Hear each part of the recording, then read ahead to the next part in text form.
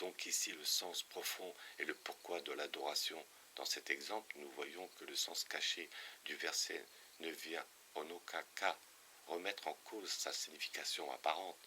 Ne pas penser à un autre que Dieu n'invalide pas le fait qu'il ne faille pas se prosterner devant des statues de pierre.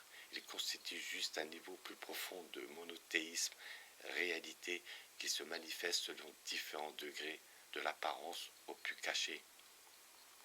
Ce genre de raisonnement allant d'un sens apparent à un sens de plus en plus profond, débouchant sur l'unicité divine et l'expression d'un lien étroit unissant l'homme à Dieu, peut être appliqué à l'ensemble du Coran. Une question pourrait maintenant se poser.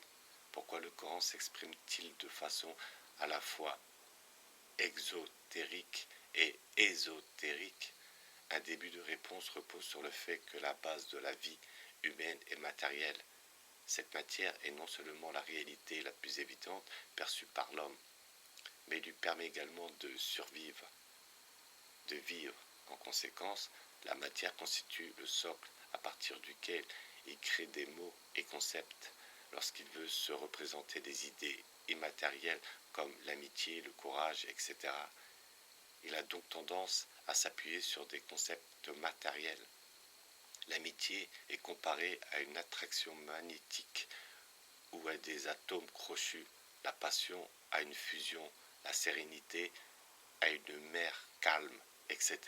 S'adressant à tous, la révélation coranique prend en compte la diversité des intellectuels humains. Certains peuvent difficilement s'élever au-delà de la représentation des choses matérielles, alors que d'autres ont de hautes capacités d'abstraction. Le Coran s'exprime de telle façon qu'il pourra véritablement parler à chacun et fait descendre une eau du ciel. Elle coule dans les vallées à la mesure de leur capacité. Al-Arab, le tonnerre, Sourate 13, verset 18. Il repose sur une force d'expression extraordinaire capable d'énoncer les vérités spirituelles les plus hautes au travers d'un langage simple issu du monde sensible et dont la signification pourra être approfondie par degrés. Le spirituel est donc ici dans le cœur du sensible, comme le fruit à l'intérieur d'une écorce. Même les versets en apparence les plus simples contiennent également différents niveaux de signification. Le sens apparent du verset est que l'homme considère donc sa nature. Al-Baza, il s'est renfrogné, Sourate 80, verset 24, concerne la nourriture du corps. L'homme se doit de faire attention à ce qu'il mange pour préserver sa santé et d'un point de vue religieux, en ne consommant pas ce qui est illicite. Mais l'homme, qui est le sujet du verset, n'est pas qu'un corps, il a également un esprit. Et tout comme la bonne croissance du corps dépend d'une nourriture saine, il en va de même pour l'âme, selon un autre niveau de signification. Chaque être humain doit également accorder de l'importance à la façon dont il nourrit sa pensée. Certaines idées la rendent féconde et la font grandir, tandis que d'autres peuvent agir comme de véritables poisons et la rendent malade. Le Coran incite donc l'homme à penser tout autant à la nourriture de son corps qu'à celle de son esprit, à ne pas regarder n'importe quoi, choisir des lectures qui développent sa capacité de réflexion et l'élèvent spirituellement, etc. Nous voyons encore ici que le second ne vient pas remettre en cause et invalider le sens apparent.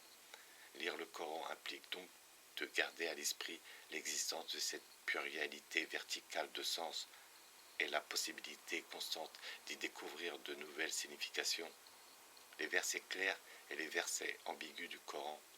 Les versets du Coran ont été confirmés puis expliqués de la part d'un sage parfaitement informé. Hud, Sourate 11, verset 1. Ils sont donc fermement établis et inaltérables. Cependant, on y trouve des versets clairs, Muhkamat, la mère du livre, et d'autres ambigus, Mustashabihat, Al-Iram, la famille d'Iram, Sourate 3, verset 7. Du point de vue de leur signification, l'ensemble des versets ne doit donc pas être mis sur le même plan. Certains ont un contenu susceptible de voir attribuer différentes significations et pouvant donc prêter à une certaine confusion.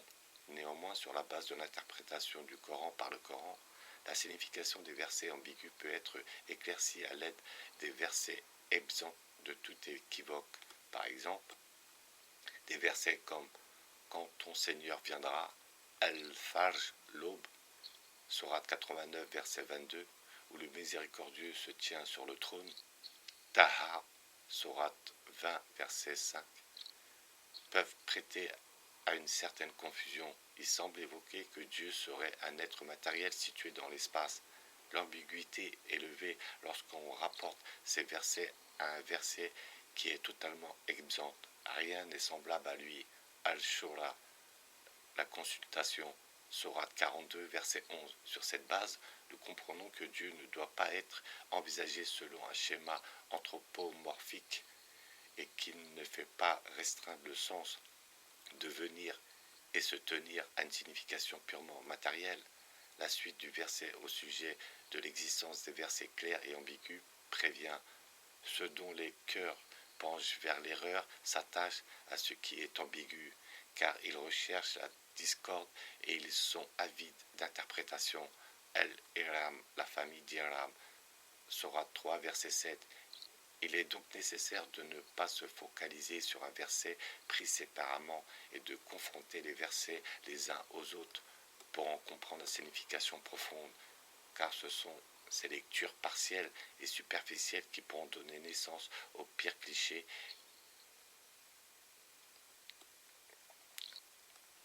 sur le Coran. Contradiction du Coran. Le lecteur est donc constamment invité à méditer sur le Coran et à ne pas s'arrêter trop vite sur les versets qui sont en apparence contradictoires. Le but du Coran est d'expliciter certains sujets très complexes comme celui de la nature de Dieu et de ses attributs, la relation entre Dieu et les hommes, la liberté des hommes face à la toute-puissance de Dieu. Tout lecteur doit donc garder à l'esprit la subtilité de ce texte et se donner du temps pour y réfléchir. Ne médite-t-il donc pas sur le Coran? S'il provenait d'un autre que Dieu, ils y trouveraient certes maintes contradictions. Al-Nisa, les femmes, Sourate 4, verset 82.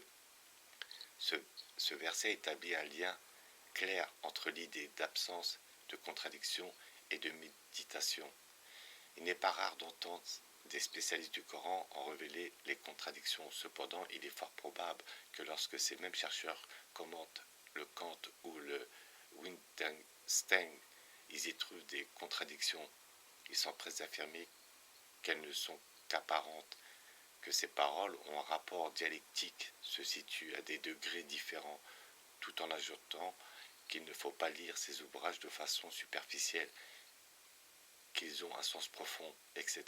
Pourquoi s'empresser de faire une lecture superficielle partant du présupposé que tout n'a qu'un seul niveau d'interprétation et crier à la contradiction lorsqu'il s'agit du Coran? Un Dieu à la fois transcendant et proche, une contradiction du Coran. De nombreux versets affirment à la fois la ressemblance de Dieu avec ses créatures. Dieu voit, entend, il est généreux, miséricordieux, autant d'attributs pouvant être conférés aux hommes. C'est lui l'audient, le clairvoyant, El-Ghafir, le pardonneur, Sourate 40, verset 56. Tout en insistant ailleurs sur sa transcendance absolue, le situant au-delà de toute ressemblance avec sa créature. Rien n'est semblable à lui. Al-Shura, la consultation, Sourate 42, verset 11. Les regards ne peuvent l'atteindre. Al-Ham, les bestiaux, Sourate 6, verset 103. En réalité, cette complicité touche à l'essence même de Dieu qui englobe tout ce qui est. C'est lui le premier et le dernier, l'apparent et le caché. Al-Hadid, le fer, Sourate 57, verset 3. Ce verset qui place ces adjectifs contradictoires les uns à côté des autres est en soi une invitation à la méditation. Si l'on veut accuser le Coran d'être chargé de contradictions, alors ce verset en est le meilleur exemple. L'apparence et le cachet sont deux contradictoires. Comme Dieu pourrait-il être les deux à la fois? En réalité, deux aspects de Dieu doivent être distingués. Son essence qui est indescriptible et au-delà de toute atteinte, et son aspect manifesté qui est accessible et auquel chaque créature ressemble, selon un degré particulier. Selon cet aspect, tout comme il n'est pas possible qu'un enfant n'ait aucune ressemblance avec ses parents, il est également impossible que ces créatures soient totalement différentes et n'aient aucun rapport avec lui. Le Coran qualifie lui-même toute créature de signe, hayya, et l'envisage comme une manifestation des divers attributs et perfections de son Créateur. Si Dieu demeurait indescriptible et ne ressemblait à rien de ce que l'homme connaît, l'adoration de Dieu par l'homme ne pourrait avoir de base concrète. En même temps, un Dieu qui n'est qu'une créature parmi les autres et a les mêmes défauts n'est pas digne d'être adoré et ne peut être Dieu. En le présentant à la fois comme premier et dernier, apparent et caché, le Coran souligne qu'il ne faut pas imaginer Dieu comme étant une réalité n'ayant qu'un aspect unique. Il concentre donc ces deux aspects sans qu'il y ait la moindre contradiction. Le Coran vise ainsi à donner à l'homme une vision la plus parfaite possible de Dieu et à le préserver de toute représentation superficielle. Nous avons donc ici une expression très profonde du Tawhid, du dogme de l'unicité divine au fondement de l'islam. La structure du Coran, après avoir essentiellement abordé des questions de fond, nous abordons un dernier point sur la forme du Coran. Il est fort possible qu'en le lisant, le lecteur ressente une impression de désordre et d'incohérence. Les sourates n'ont pas de lien apparent entre elles, tandis qu'au sein d'une même sourate, une histoire commence pour être coupée puis reprise plus tard. Des versets sont répétés. Là encore, il est important de ne pas évaluer la structure du Coran par rapport au modèle de la Bible, par exemple,